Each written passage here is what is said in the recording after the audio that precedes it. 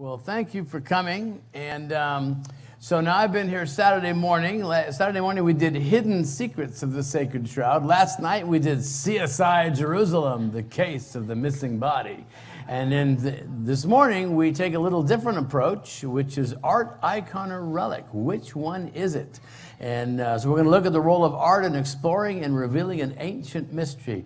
And I do want to thank Terry for inviting me here. I've been out here several times over the years. Last time was in 2017, and before that, I think I've been coming out here ever since 2006. So at any rate, and some of you have seen those presentations in the past, and so thanks for coming back. Now let's start off with an artwork.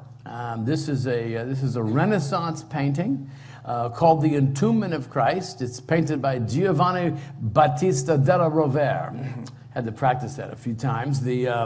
But you know, now in this painting, we see two scenes. You see two scenes. Jesus on the bottom, wrapped in a long linen cloth, and then with the head placed at the center.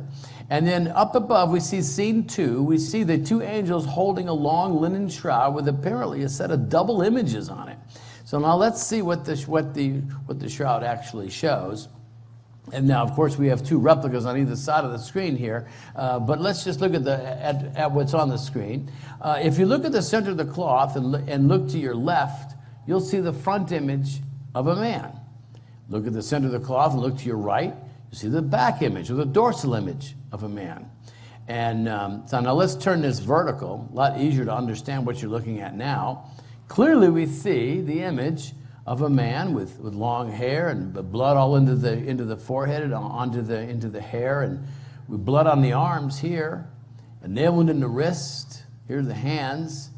Here's the legs and some blood down by the feet. Now the shroud was in a fire in 1532. It was kept in a silver box, folded up. The top of the box melted, fell down onto the cloth, creating a kind of an origami burn pattern, and creating about a series of 8 burns. We see 4 of them here. And with these triangular shapes are patches that are covering up holes made from the fire. And these lines, these are scorch marks from the fire. So the image lies in between these two parallel lines, which are nothing more than burns and patches and scorch marks. Now, during the fire, it was doused with water. So we have a pattern of water stains. Water stain right over the knees, very prominent. Water stain off to the right here, even one over the chest, even one above the head, right up at the very top here. And so there's lots of water stains on here. And this is just so you have an understanding of everything that you're seeing on this cloth. Now, right adjacent to this patch is a side wound with blood flowing down from it. Now, what's interesting is that if you Google the shroud or look at a book or a magazine, you always see the face image. You sometimes see this image, which is the full frontal image. But what you almost never see is this is a front and back image of an apparently crucified man, about 5'10" to 6 feet in height. We see scrapes and blood flows all around the back of the head from an apparent crown of thorns. We see whip marks, scourge marks, crisscrossing the back in 2 directions from the base of the neck all the way down to the ankles. We see blood across the small of the back here from that side wound. We see the back of the left leg, and we see the bottom of the left foot planted firmly against the cloth with apparently 2 exit wounds for 2 nails, blood trailing off from this exit wound here. We see the back of the right leg somewhat elevated above the left leg, with the bottom of the right heel as if one foot was placed upon the other. So now we have an understanding as to why so many people over the centuries have been so intrigued. Could this be the image of Jesus? Or is it nothing more than an artwork? And so a whole team of scientists went to Turin, Italy in 1978. 33 American scientists. They had 5 days and nights working in shifts, round the clock, 120 hours. And they published their results in 24 different peer-reviewed journal articles.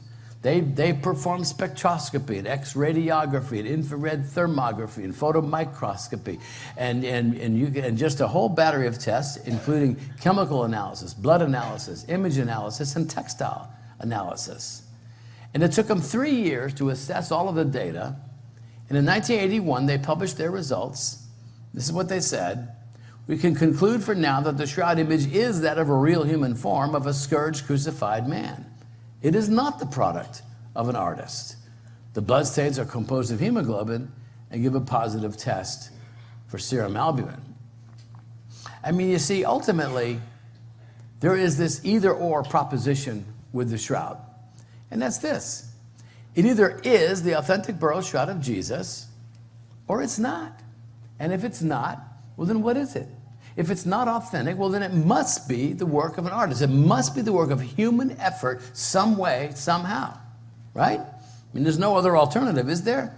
And so if you look at it from the work of an artist, how was it done? What substances were used? This is what they went over to Turin to find out. What causes the image, and is the blood blood? Those are the two questions they wanted to answer.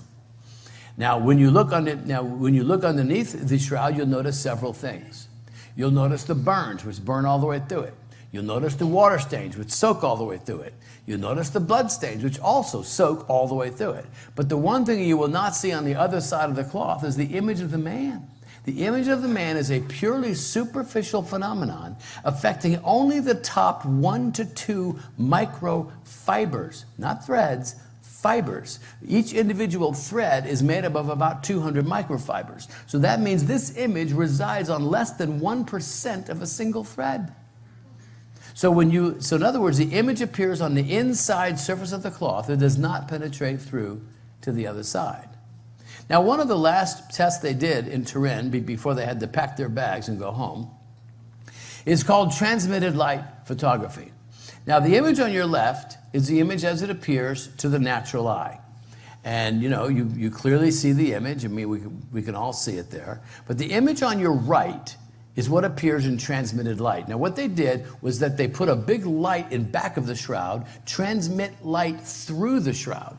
Now, here's an important point, is that one of the most important conclusions of the Shroud Project is that there is no visible trace of any kind of paint, ink, dye, pigmentation, or stain. There are no artistic substances on the cloth to account for the image. It's not there. And this is why transmitted light is important, because in transmitted light, the image disappears. We see the blood on the arms. We see the wound in the side right here. We see the water stain over the knees. We see the blood down by the feet. We see these horizontal lines. This is kind of a banding effect from the way the shroud was actually pieced together. But the image disappears. Now, if the shroud was the result of substances applied to the cloth, you would see it just the same way you see the water stains, just the same way you see the blood stains. But you don't. And all this does is visually confirm what we know from all the other tests. So now let's look at some photomicroscopy. When you magnify the shroud 32 times, this is rust left from an old tack. And you can clearly see the rust particles clinging to the threads and the fibers right here. On your right is a burned area. So here's a thread that's charred and another thread that's right next to it that's untouched. On your left is a blood image area from the lower back. You can clearly see the blood soaking through and clinging to all the threads and the fibers.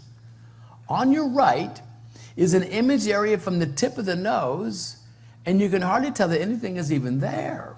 In fact, you have to drill down several hundred times magnification to see anything, and we're going to do that right now.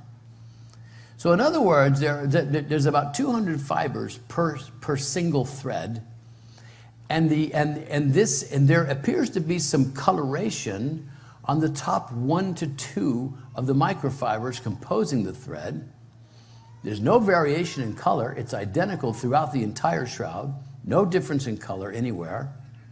But the colored fibers or the affected fibers are right next to fibers that are completely untouched. It's a strange phenomenon. And the best chemistry that we have is that the shroud image is the result of an accelerated dehydration and oxidation of the linen fibers composing the cloth, but only in those areas immediately surrounding a body. So in other words, the cloth is made out of flax. Flax is about 100% cellulose and probably 80% water. Something caused the moisture or the water content within the flax to dry out and oxidize at a very rapid rate, but only in those areas immediately surrounding a body, bringing forth a discoloration of the cloth. And so now the question is, what could have done that? So now we have to ask this question. It certainly doesn't appear to be any artistic substances on the cloth. Doesn't appear to be the work of an artist. What about the blood then? Is it just paint? Well, in fact, the blood stain tests positive for 13 different blood components, including bile, bilirubin, serum albumin, hemoglobin. Bilirubin is really interesting. Bilirubin is an enzyme that is released into the bloodstream during conditions of severe stress. I think crucifixion might qualify. Here's the total pattern of blood chemistry. This is by Dr. Alan Adler, one of the blood chemists. He says the blood marks seen on the shroud are consistent with the contact transfer to the cloth of blood clot exudates that would have resulted from major wounds inflicted on a man who died upright as a result of crucifixion. Why upright? All of the blood stains show the evidence of gravity, where this man was in a vertical stance when these wounds occurred, whether we're talking about the crown of thorns and blood cascading from the head or from the side wound, or all the scourge marks across the back, or the blood coming down the arm here from when the arms were in this position here originally. The blood would have streamed down the arm and pooled at the elbow and dropped down. Everything shows gravity. The beginning of the science of the shroud really began in 1898, when it was photographed for the very first time. The image on your left is the image as it appears to the natural eye, and that's all anyone ever saw for centuries. But in 1898, it was photographed, and what emerged from the dark room in the developer solution, when this photographer, Secondo Pia, was developing his negative image, was what you see on the right. And he almost dropped this glass plate and fell out the window of his apartment. He was so shocked by what he saw. And you see, in other words, we're firmly in the digital age. But does anyone remember taking pictures with film? Anybody? Oh, a few. Okay, good. I was at Georgia Tech a few weeks ago and nobody raised their hands. So you get your 35 millimeter film, right? You bring it down to wherever, Kmart. Well, they're not around anymore either. And then you get your pictures back, right? And in the back of the pictures is a sleeve of negatives, right? You hold the negatives up to the light and you say, who is that? You have to develop it to see what's on the negative. So why then does the image look so much clearer in the photo negative on your right? Why is it so much more lifelike? Why does it appear to contain so much more information? Is the only explanation is that the image that's on the cloth itself on your left must be a negative image to start with. Therefore, what shows up in the photo negative is actually a positive image. And there's no known artwork that we know of that possesses this quality. When you look at it in the full body image, that looks like an X-ray. It's amazing how much more detail we see in the negative. And in 1976, using a basic analog computer, primitive by today's standards, but it did one thing and one thing very well. It simply assigned elevation based on lights and darks. So in other words, the darker the image, the higher the elevation, the lighter the image, the lower the elevation. And you scan a picture of the shroud and it zooms off the screen in three-dimensional contour. And these protrusions are literally contusions on the face from where Jesus was beaten. Now, artists have known about this three-dimensional nature of the shroud for years and have produced beautiful sculptures and busts based on this. But probably the best effort was captured on the History Channel documentary called The Real Face of Jesus, came out in 2010. This is the work of 3D animator Ray Downing.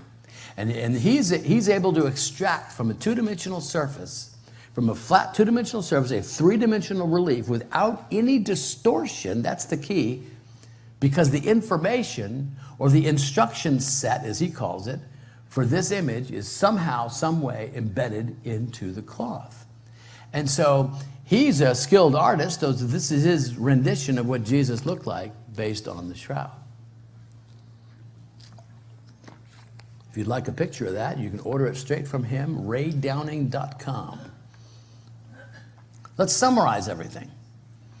Superficial, penetrates only the top 2 microfibers. No directionality, such as with brush strokes. There's no outline to the image. There's no cementing of the fibers as with paint. It's uniform in intensity, top to bottom, front to back. You think you need a piece of technology to do something like that. There's no variations in density as with known artworks. There's no particles between the threads, such as a dust rubbing. There's no capillary action, no evidence that any liquids were applied to the cloth to bring forth the image. There's no paint binder present, nothing to bind any substance to the cloth. It's a negative image with distance information encoded. It's blood from actual wounds. It's AB blood type with human male DNA. We found that out in 1995. And there's no image under the blood. That's interesting. No image under the blood. That tells you something. That tells you the order of events. If there's no image under the blood, then that means the blood was on the cloth first, followed by the image. When did the image get there? Later. I don't know, maybe 3 days later. All we know is later, which makes sense if it's authentic, right? Good Friday followed by Easter Sunday, but it makes no sense if it's the work of an artist. And there's been a half a dozen attempts or so to show how some alleged artist could have crafted this, and they're all pretty terrible, but they all make the same mistake. I'll show you these in just a minute. They all craft their image and they paint the blood where it's supposed to go. No, no, no. Blood first, then image. You do that and you've accomplished something. And so now when you look at this total image, a frontal image on your left, dorsal image on your right, now that you know all the unique attributes of the cloth and the image and the blood, this is astounding. This is phenomenal. It stands unique in the world of art or anything. Let's look more at art then. Say hi to Mona.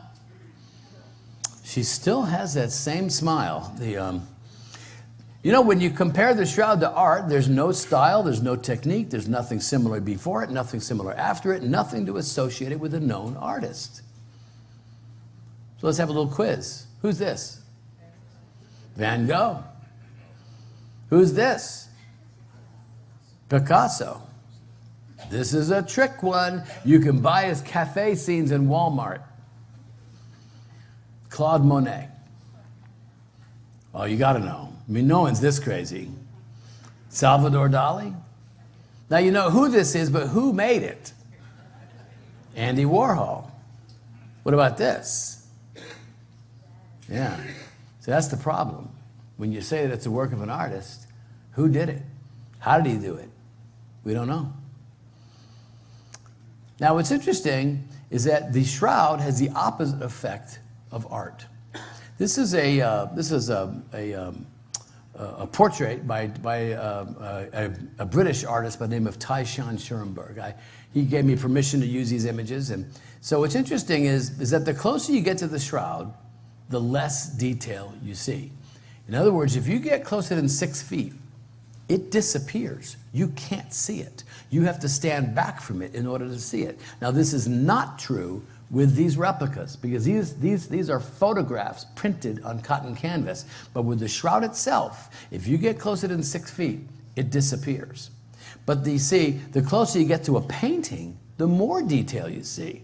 So we're going to go close up on this painting, and you'll see what I'm talking about. We go close up, clearly you see the different colors, you see the brush strokes, you see the different densities of the art. I mean, clearly this is an artwork. You go to the shroud, nothing. Back to an artwork, no question. Back to the shroud, nothing. There are no areas on the shroud where the image is discontinuous. Now what that means is broken, interrupted, or intermittent. So in other words, think of it this way. The shroud has been folded and rolled hundreds of times over the centuries. And yet there's no area of the shroud image where anything has flaked off and leaving a gap in the image, such as you see here. For instance, this is from the Hagia Sophia. This is a mural on the wall, and where the paint has flaked off, there's no image, it's gone. Here's another one. You see all these little puck marks, all these areas where the image is disintegrating and the image is disappearing and flaking off, right? But that phenomenon does not exist with the shroud. There's no area on the shroud where the image is discontinuous, where there's any evidence that anything is flaked off. Let's look at some art forgeries. These are all fakes that were passed off as originals made by the original artist and probably sold for thousands, if not millions of dollars. Now, what's interesting is that if you're gonna copy a painting, it's not that hard to do. You have to be a good painter to start with, but you can figure out what it was painted on, canvas or whatever. You can figure out what paints were used. You can figure out what colors were used.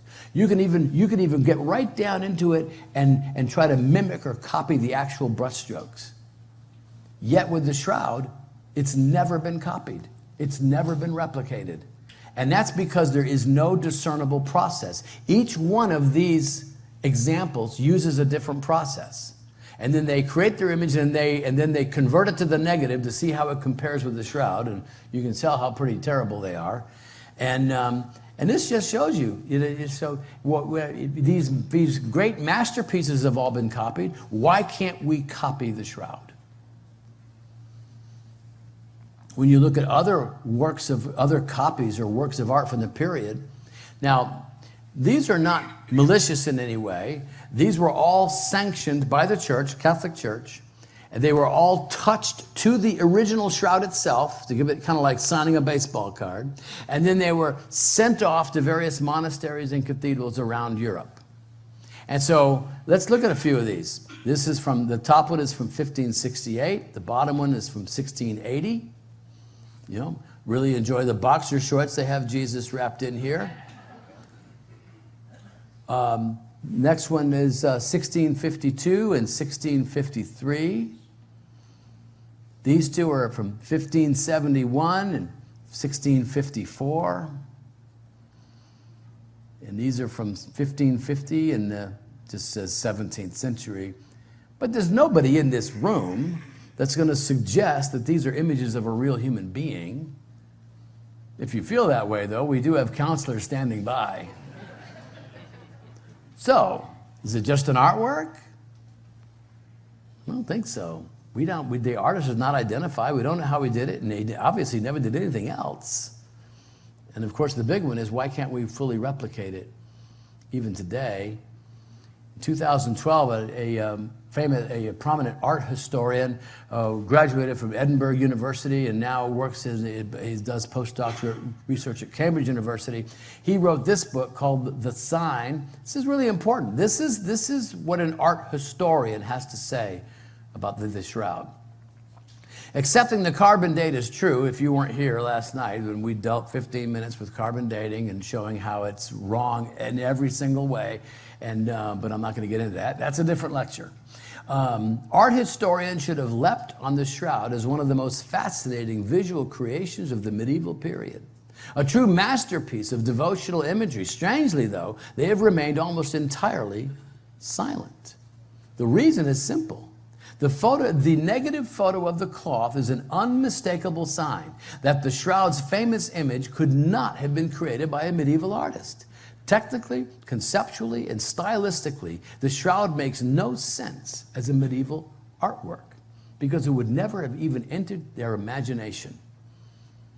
The field of art history has had over a century to study the shroud since it was first photographed. And in all that time, no art historian has ever ventured to attribute it to a medieval artist. The sense of the uncanny that emanates from the cloth is due above all to its singularity, its radical dissimilarity from anything else known. the sensation of being in the presence of a bona fide mystery, something so anomalous that it defies to some extent the human capacity to understand, is one that no mechanical reproduction can possibly convey. The shroud makes present the daunting power of the unknown. Isn't that amazing? You know what's even more amazing? The guy's not even a believer. He's an agnostic. Well, he's British. They're all agnostics. But there are two prominent skeptics.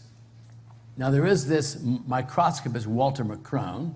He says, no, it's the work of Simone Martini. And he was a prominent medieval artist. He had founded the Siena School of Art, and he passed away in 1344. Now, bear in mind that the date range for carbon dating is 1260 to 1390. Completely wrong, but that's the date range that has been assigned to it by the carbon labs. And I proved last night in many different ways that it's flat out wrong.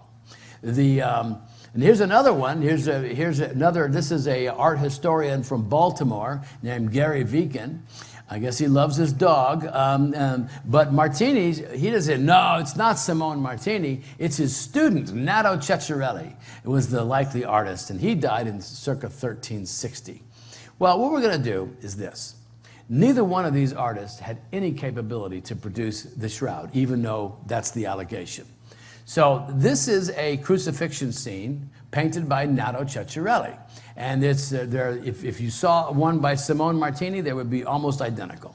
So we're going to look at this scene, and we're going to go close and compare it to the shroud. Because the idea here is that this artist who crafted that image on the left is the same artist who crafted that image on the right. Okay? That's the exercise here. Now, when you look at the shroud, you clearly see blood flows all over the head, into the forehead, but on this painting, I don't see any blood. I see a very decorative crown of thorns, but that's it. There's no comparison with the head. We see the side wound here, blood flowing out as if it was coming out of a faucet. Well, that might have been so had Jesus been alive when he was stabbed in the side, but he was already dead, and the blood was and the heart was no longer pumping. And as a result of that, what we see on the shroud is basically a side wound with blood oozing out of it, with the separation of blood and blood serum. Where's the blood stain here? I don't see it. We look at the hands. We see the nail on the palm of the hands, yet on the shroud, it's in the wrist. Why is the shroud in the wrist? Because now we know through medical research that the nail through the palm of the hand can't hold the weight of a crucified man. It would have ripped through the fleshy part in between the fingers. Had to be in the wrist. Here we see it on the shroud in the wrist. And then we see when Jesus was on the cross, the blood oozed from the nail wounds down the arm and puddled at the elbow. But here, in Ceccarelli's rendition, the blood is coming straight down from the palm into this angel who's holding a chalice. I don't see any blood on the arms at all. No comparison. Look at the lower extremities. You have Jesus wrapped in a modesty cloth, yet on the shroud, he's naked. The only similarity between these crucifixion scenes versus the shroud is the feet. He got it right with the feet, one foot placed upon the other. It's an absurdity to think that the artist who crafted that painting is the same artist who crafted the shroud without the use of paint, ink, dye, pigmentation, or stain. It's ridiculous. So, by any definition, the shroud is not art. And let me repeat myself. It's not art. Now let's look at the role. Let's look at the role of the icon in early Christianity. Maybe it's an icon. Remember the name of this presbytery: art, icon, or relic. Now icons preceded the era of art, and it's and so now let's look at history. Just 30 seconds here. Legend and folklore talks about Saint Jude bringing a cloth with a mysterious image of Jesus on it to Edessa.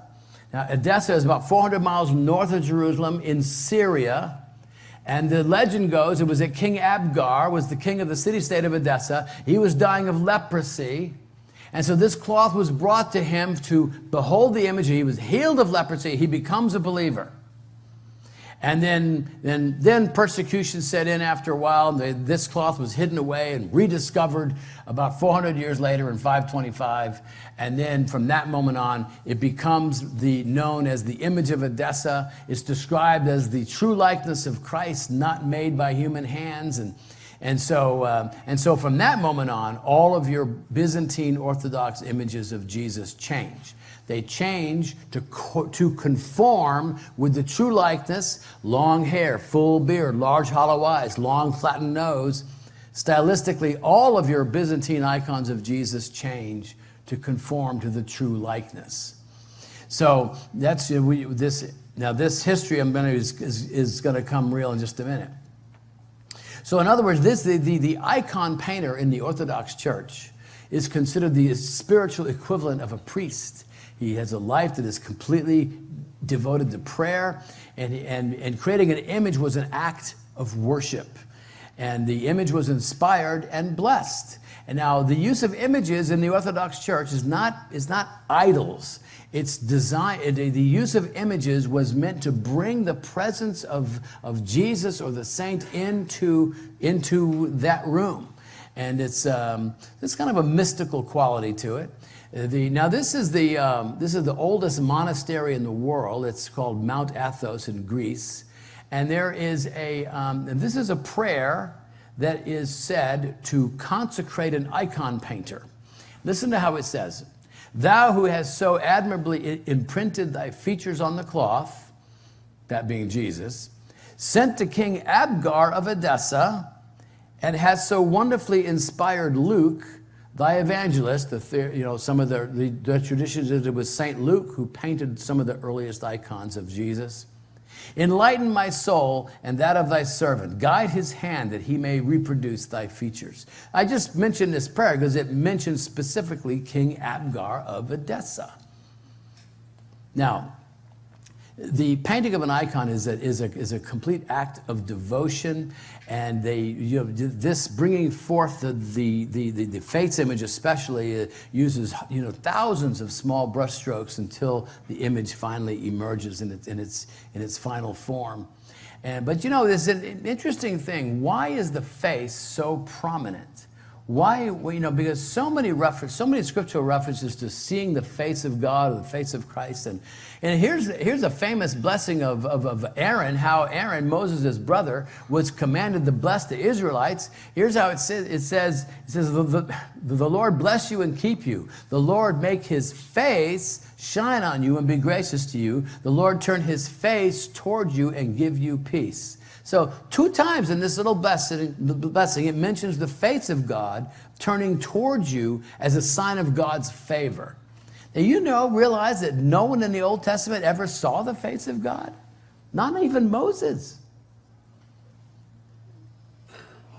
Yet, when Jesus was manifested in the flesh, everyone saw him.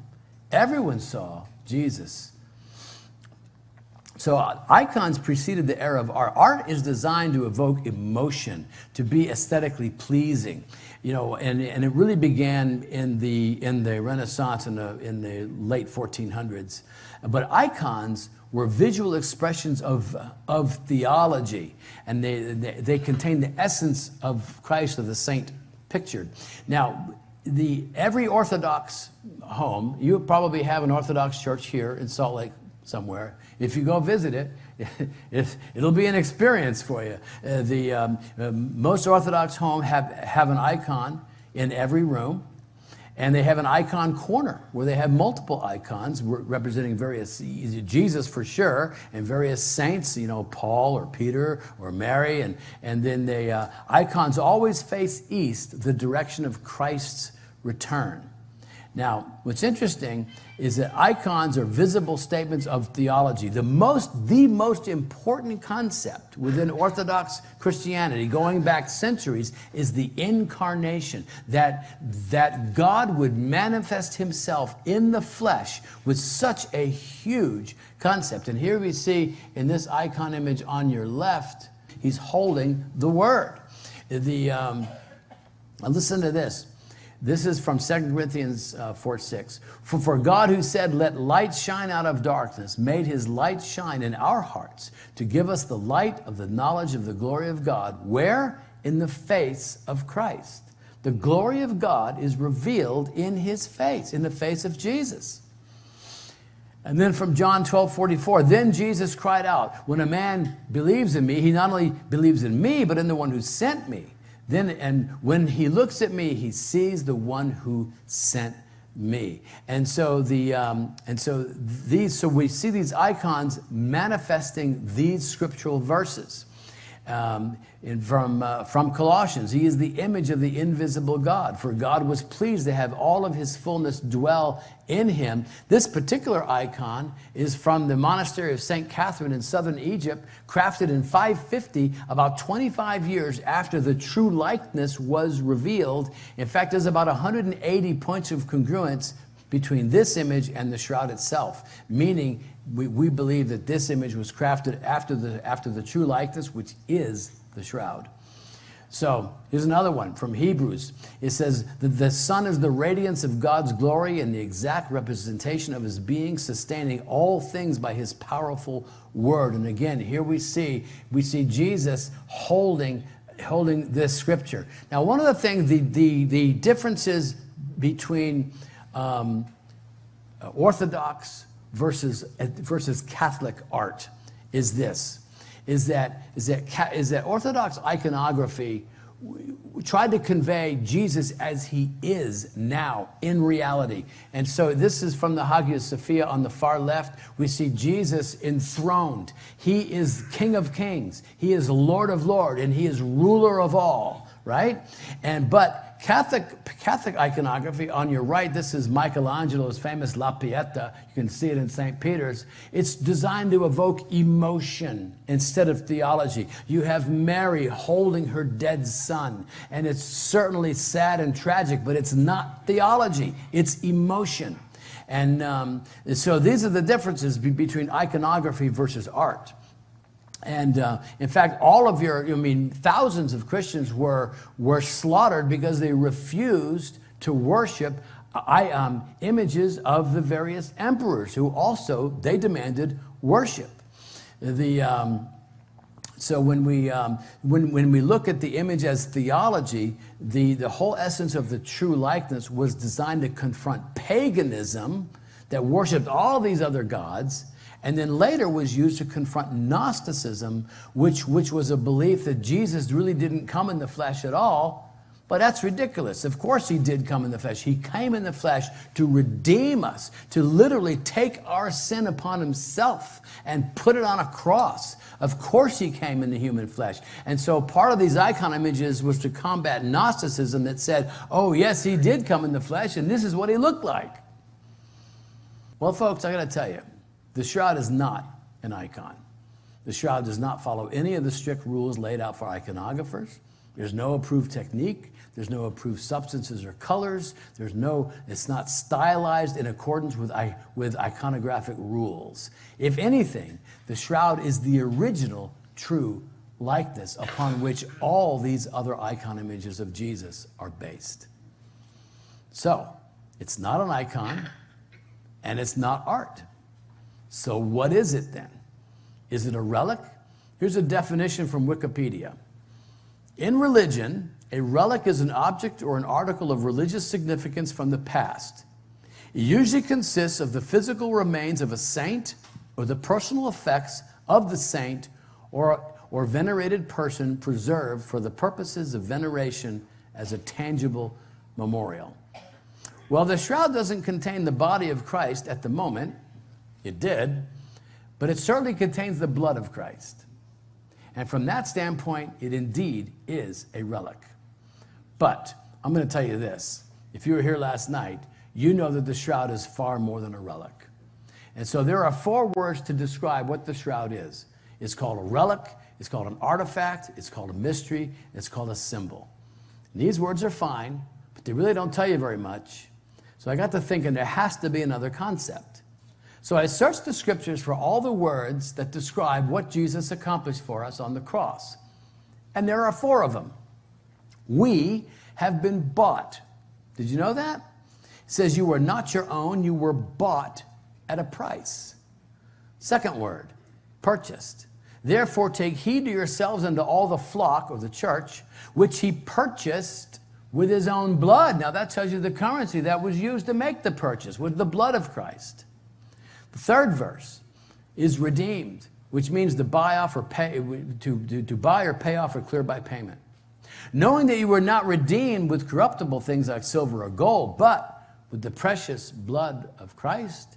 And then the fourth word, this is the word Jesus used, ransom.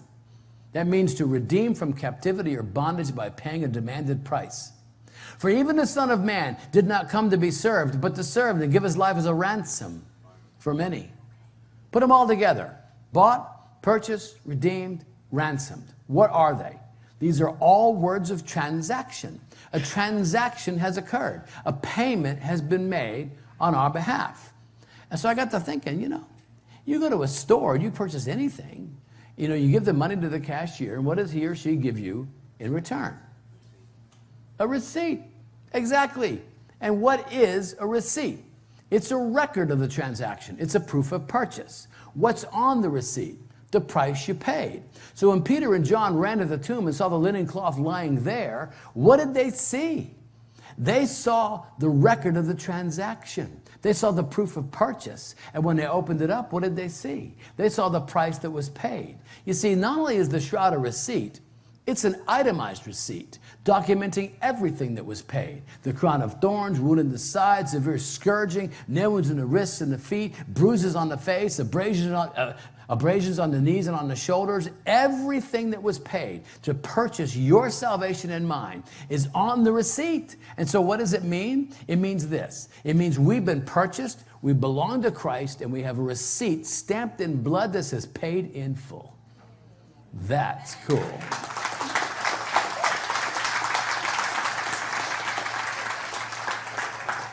Now, what's even cooler than that, if you can imagine, is that the last word Jesus spoke on the cross is a Greek word. It's tetelestai. It's usually translated as, it is finished. But actually, it can equally be translated as paid in full. Same exact words. Tetelestai. And that is why the word gospel means good news. There can't be any better news than to know that your debt of sin, no matter how big it may be or little, has been completely paid for at the cross. And through the cross, there's nothing that keeps you out of heaven because it has been paid for. And that's why the shroud is fabulous news. And I just think it's a receipt. Amen. Now, I'm going to tell you this. If you go to a different church or something and you want to have me there, there's my website right there, SHROUD ENCOUNTER.com. Thank you very much, and God bless.